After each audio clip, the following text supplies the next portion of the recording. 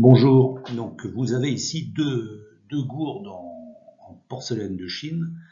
La première, celle de gauche, a été vendue chez Rouillac en 2018 et celle de droite à Bourges en 2020. Alors elles ont des décors manifestement différents, puisque celle de gauche est en céladon avec un décor moulé sous la couverte, et celle de droite est un dragon puissant en bleu sur émail blanc.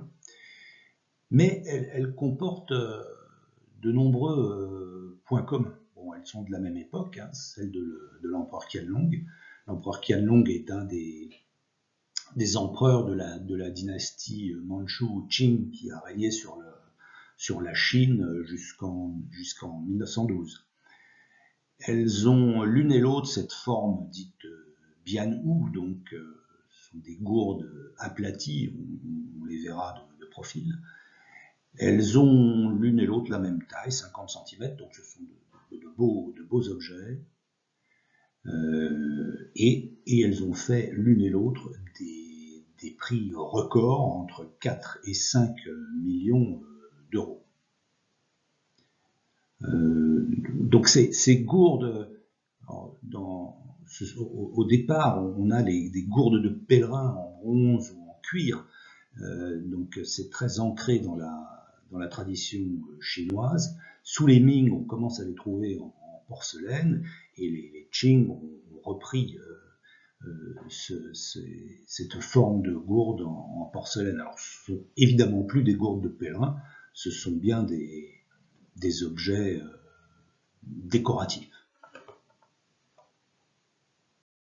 Donc pour la première gourde, on a sur la panse un décor en céladon avec les 8 symboles bouddhiques, on va revenir dessus, moulés sous la couverte et répartis autour d'un médaillon central. On voit bien ici la forme bianhu, aplatie, et sur le côté un décor bleu de fleurs, de lotus et de pivoine, un col de 2 anses en bleu, et on voit que le col est rehaussé de filets à la grecque dorés qui ne sont peut-être pas d'origine. Et sous la base, le sceau de l'empereur Qianlong en bleu sous couverte. Donc on a ici sur la panse de cette gourde les 8 symboles bouddhiques. Alors ici la roue, hein, qui représente la connaissance, la loi, la bannière de la victoire, qui est la victoire de l'enseignement de Bouddha, le nœud sans fin, c'est l'harmonie, la longévité. Le chiffre 8 est important dans le bouddhisme, hein. Il y a les 8 symboles bouddhiques, on a aussi les 8 immortels, et ça participe probablement au fait que le chiffre 8 est apprécié en Chine. À la différence du 4, le 4 se prononce comme le mot mort, et donc il est rejeté, on parle de tétraphobie.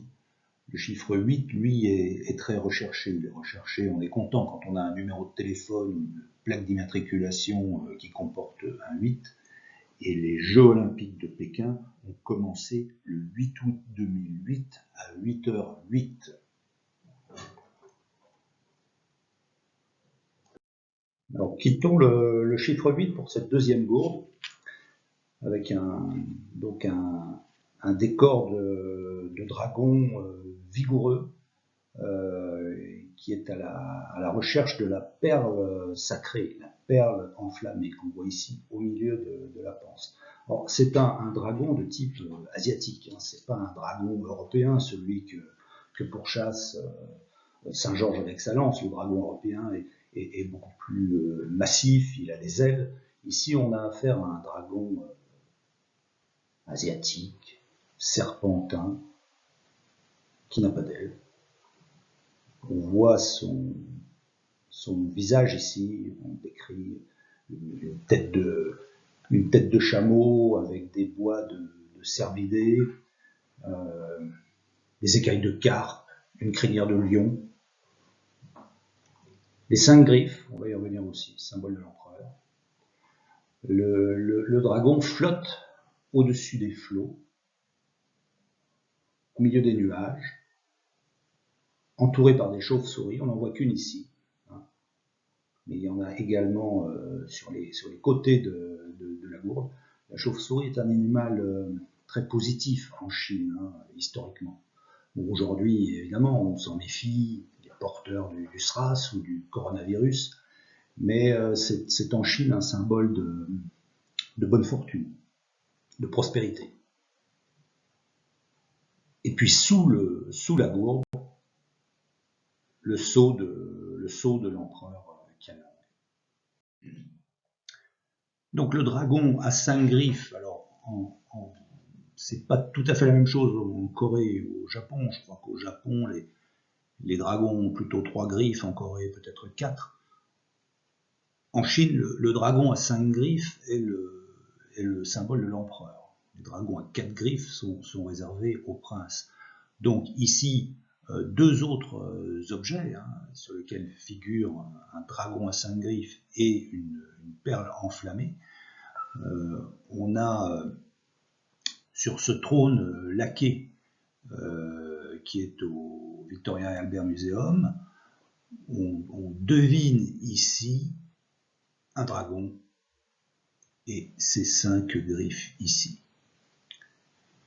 Et sur cette tapisserie, on voit très clairement la perle enflammée et les 5 griffes du dragon.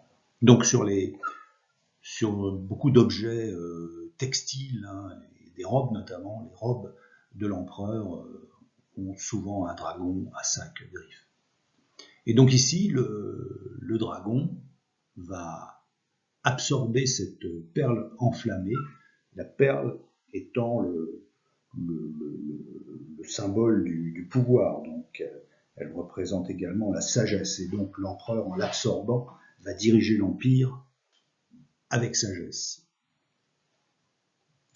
Et pour terminer, je n'ai pas fait figurer ici les images, mais ceux qui sont intéressés par Tintin, la couverture de Tintin et le lotus bleu, jusqu'en 1942, il y a peut-être une erreur, ou est-ce volontaire, je ne sais pas. Le dragon a 3 pattes à 4 griffes, et la 4e en comporte 5.